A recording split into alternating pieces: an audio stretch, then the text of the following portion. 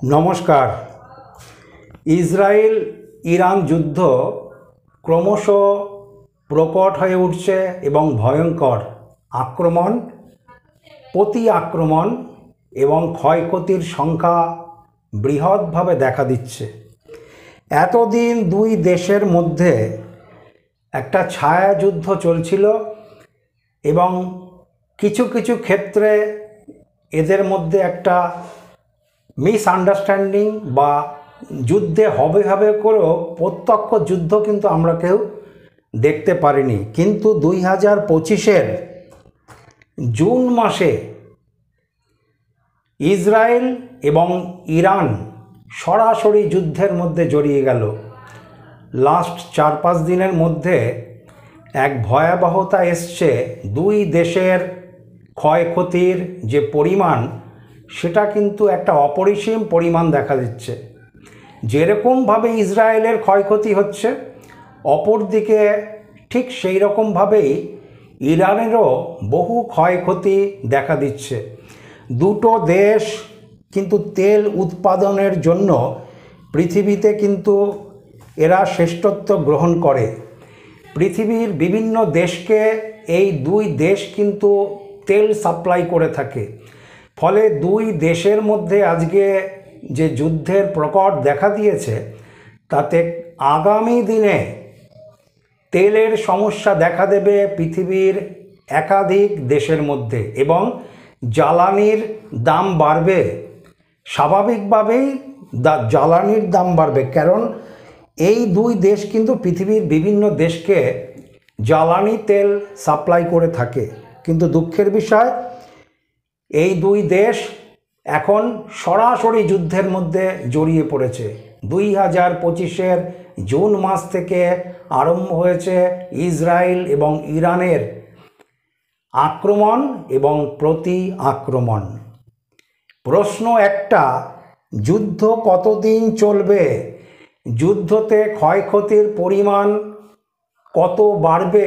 নাকি যুদ্ধের জন্য একাধিক দেশ এগিয়ে আসছে মধ্যস্থতার জন্য?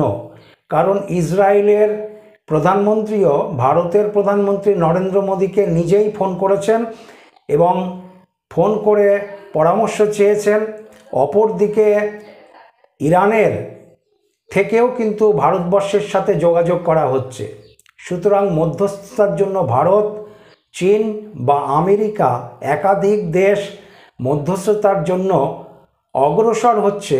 কিন্তু প্রকৃতপক্ষে এই যুদ্ধ কি অচিরেই শেষ হবে, নাকি এই যুদ্ধ অনেক বেশি সময়সীমা নেবে? আমি অ্যাস্ট্রোলজার বেদান্তজি আমার ইউটিউব চ্যানেলের একাধিক ভিডিওতে আমি বলেছিলাম 2025টা যুদ্ধের জন্য ভয়াবহতা আনবে। 2025 পৃথিবীর বিভিন্ন দেশেই কিন্তু যুদ্ধের একটা রমরমা দেখা দেবে এবং মার্চ থেকে জুন, আমি সময়সীমা দিয়েছিলাম মার্চ থেকে জুন। আজকে আপনারা দেখেছেন মার্চ থেকে জুনের মধ্যেই ভারতবর্ষ এবং পাকিস্তানের সাথে যুদ্ধ হয়েছে। মার্চ থেকে জুনের মধ্যেই ইসরায়েল এবং ইরান এতদিন যে ছায়াযুদ্ধ করছিল, সরাসরি যুদ্ধে জড়িয়ে গেল এবং ক্ষয়ক্ষতির পরিমাণ প্রচুরভাবে বৃদ্ধি হচ্ছে এই জুন মাসে, এই 2025-এর। অপরদিকে রাশিয়া এবং ইউক্রেন এরাও কিন্তু যুদ্ধের প্রকট বাড়াচ্ছে ক্রমশ। এই জুন মাস থেকেই কিন্তু আরম্ভ হয়েছে। রাশিয়া ইউক্রেন লাস্ট 3-3.5 বছর ধরে এদের মধ্যে কম বেশি একটা প্রবলেম চলছিল, কিন্তু হানাহানি এবং ক্ষয়ক্ষতির পরিমাণ, আক্রমণ প্রতি আক্রমণ বৃদ্ধি পেয়েছে। 2025-এর জুন মাসে রাশিয়াও আক্রমণ করেছে এবং অপরদিকে ইউক্রেনও আক্রমণ করেছে রাশিয়ার উপরে। রাশিয়া পৃথিবীর একটা শক্তিধর রাষ্ট্র। রাশিয়ার 40টা যুদ্ধবিমানকে নষ্ট করেছে ইউক্রেন। সুতরাং মুখের কথা নয়, 2025 কিন্তু যুদ্ধের রমরমা দেখা দিচ্ছে এবং 2025-এর সেই পুরনো ভবিষ্যৎবাণী মার্চ থেকে জুন। আমি অ্যাস্ট্রোলজার বেদান্তজি আমার একাধিক ভিডিওতে আমি প্রকাশ করেছিলাম যে 2025 সাল পৃথিবীতে কিন্তু যুদ্ধের প্রবণতা বাড়বে এবং একাধিক দেশের মধ্যে যুদ্ধ দেখা দেবে, এবং সময়সীমাটাকে একটা বিশেষ সময়সীমা দিয়েছিলাম মার্চ থেকে জুন। আপনারা ভিডিওটা সার্চিং করে দেখুন, পৃথিবীর ঘটনাবলী 2025। আমি অ্যাস্ট্রোলজার বেদান্তজি, আমি ভবিষ্যৎবাণী দিয়েছিলাম 2025 সালের জানুয়ারি মাসেই, যথাসম্ভব 5 জানুয়ারি। পৃথিবীর ঘটনাবলী 2025, মানে 2025-এ কী হতে চলেছে। যুদ্ধের কথা আমি একবার না একাধিকবার বলেছি। 2025 সাল কিন্তু যুদ্ধের জন্য ভালো না। আরও একাধিক ভবিষ্যৎবাণী এর মধ্যে আছে, প্রায় সবকটাই মিলেছে। এবং 2025-এর মার্চ থেকে জুনকে আমি বিশেষভাবে সতর্কবাণী দিয়েছিলাম। আজকে মার্চ থেকে জুন পৃথিবী কেঁপে যাচ্ছে ইসরায়েল এবং ইরানের যুদ্ধের জন্য। এবারে প্রশ্ন একটা আসছে, যুদ্ধের গতি প্রকৃতি কোন দিকে যাচ্ছে, এবং যুদ্ধ এই যে মধ্যস্থতার জন্য পৃথিবীর বড় বড় রাষ্ট্রনায়করা এগিয়ে আসছেন, এরা কি সাকসেস হবেন? এরা কি সাকসেস নিতে পারবেন দুই দেশের মধ্যস্থতা করে? দেখুন, মহাকাশে গ্রহ নক্ষত্রগুলি বর্তমানে যেই জায়গাতে আছে, যদি আমি মহাকাশে কালপুরুষের গণনা অনুযায়ী করি, তাহলে মেষ রাশিতে অবস্থান করছে শুক্র, এবং মিথুন রাশিতে রবি বুধ বৃহস্পতি, সিংহ রাশিতে অবস্থান করছে কেতু, অপরদিকে মকর রাশিতে চন্দ্র, এবং কুম্ভ রাশিতে রাহু, মীন রাশিতে অর্থাৎ কালপুরুষের 12 নম্বর ঘরে অবস্থান করছে শনি, এবং 12 নম্বর ঘরে শনির ওপরে রাহুর বিপরীত দিক থেকে পূর্ণ দৃষ্টি আছে, এবং মঙ্গলও যে অবস্থান করতে কেতুযুক্ত সিংহ রাশিতে, মঙ্গলও কিন্তু অষ্টম দৃষ্টি দিচ্ছে 12 নম্বর ঘরের ওপরে। চন্দ্র, আজকের দিনের যে মহাকাশের আমি গণনাটা জানাচ্ছি, চন্দ্র, আমি যে দুপুরবেলা এখনও ভিডিওটা করছি, চন্দ্র অবস্থান করছে মকর রাশিতে, কিন্তু চন্দ্র আজকেই বিকালের মধ্যেই কিন্তু রাহু যুক্ত হবে কুম্ভ রাশিতে। চন্দ্র আজকে রাহু যুক্ত হবে কুম্ভ রাশিতে বিকেলবেলার মধ্যেই।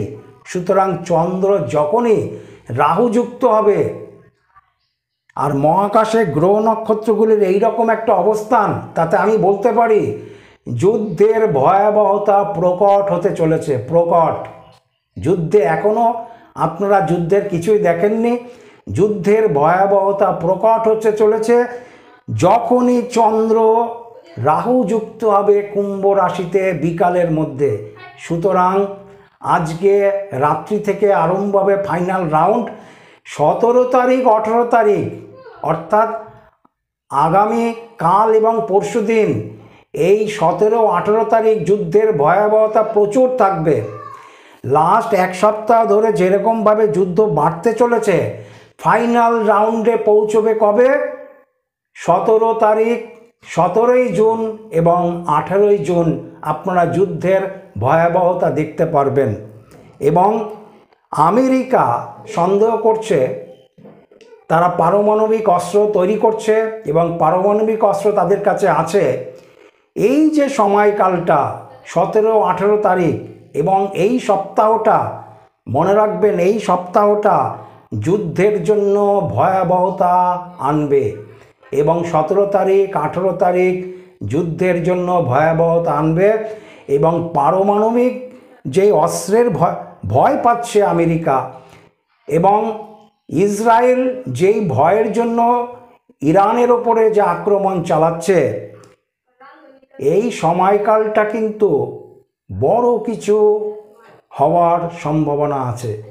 বিশেষ করে 17 তারিখ 18 তারিখ এবং এই সপ্তাহটা, মানে আজকে সোমবার এবং সামনের সোমবার পর্যন্ত ভয়াবহতা আনবে যুদ্ধের ক্ষেত্রে।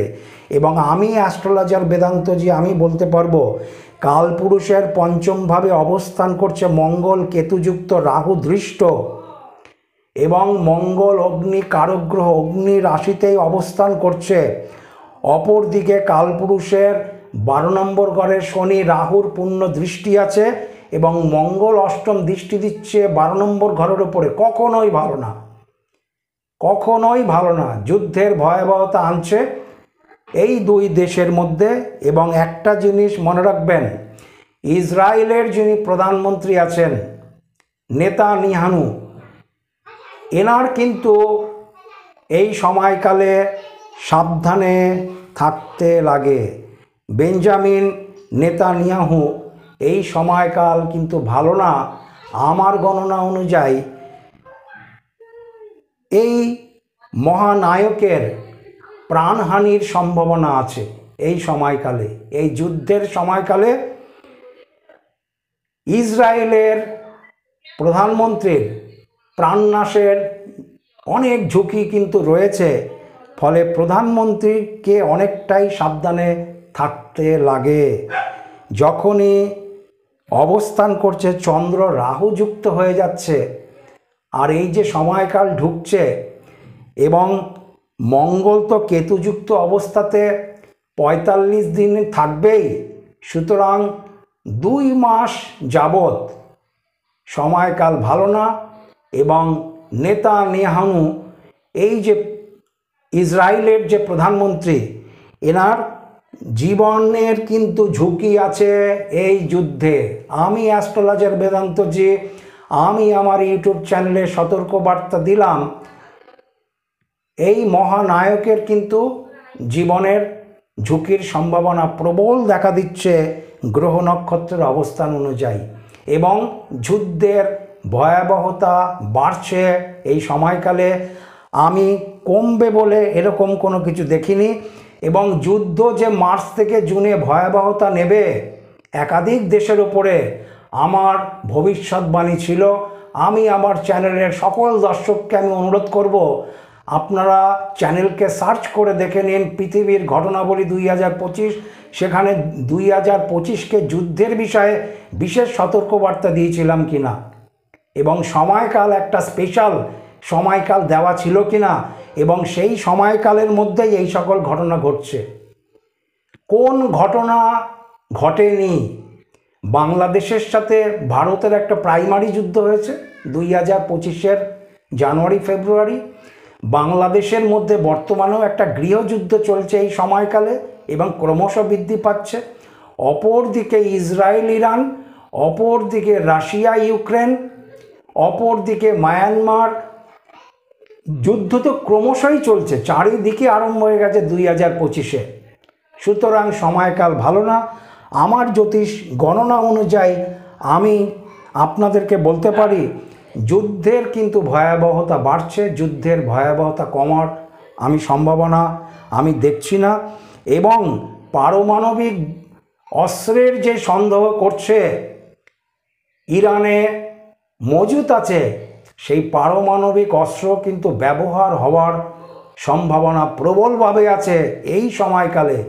এবং পারমাণবিক অস্ত্র ব্যবহারের মধ্য দিয়ে তৃতীয় বিশ্বযুদ্ধের সম্ভাবনাও কিন্তু প্রকট হচ্ছে। আবারও বলি, পারমাণবিক অস্ত্রের ব্যবহারের মধ্য দিয়ে তৃতীয় বিশ্বযুদ্ধের সম্ভাবনার রাস্তাও কিন্তু সাথে সাথে দেখা দিচ্ছে। সুতরাং কখনোই ভালো নয়। মহাকাশে যে গ্রহ নক্ষত্রের অবস্থান নিয়েছে সেই অবস্থান অনুযায়ী। আমি 2 দিন আগে একটা ভিডিও দিচ্ছি, পরশুদিনের ভিডিওটা আমার টেকনিক্যাল গণ্ডগোলের জন্য টাইটেলটা পড়েনি, কিন্তু ভিডিওটা আপলোডিং হয়ে গেছে, আপনারা অনেকে দেখেছেন। ভিডিওটা কিন্তু ছিল রাশিয়া এবং ইউক্রেনের যুদ্ধের সম্বন্ধে। রাশিয়া এবং ইউক্রেনের যুদ্ধের সম্বন্ধে পরশুদিন একটা ভিডিও দেওয়া আছে, দয়া করে ভিডিওটা দেখুন। সেখানে কিন্তু এই 2 দেশের যুদ্ধের প্রবণতা কোন দিকে এগোচ্ছে তার সম্বন্ধে আমি বলেছি। আজকের ভিডিওটা আমি এই 2 দেশের মধ্যে বললাম। এবং আমি ভিডিওটা শেষ করার আগে একটা জিনিস বলবো, ইসরায়েলের কিন্তু অনেক বেশি ক্ষয়ক্ষতি বাড়বে। এখন 2 দেশেরই বাড়বে, কিন্তু ইসরায়েলের ক্ষয়ক্ষতি বাড়বে। ইসরায়েলের প্রধানমন্ত্রীরও জীবনের আশঙ্কা আছে এই সময়কালে। নমস্কার, সবাই ভালো থাকবেন। চ্যানেলকে সাবস্ক্রাইব করুন, শেয়ার করুন, লাইক করুন।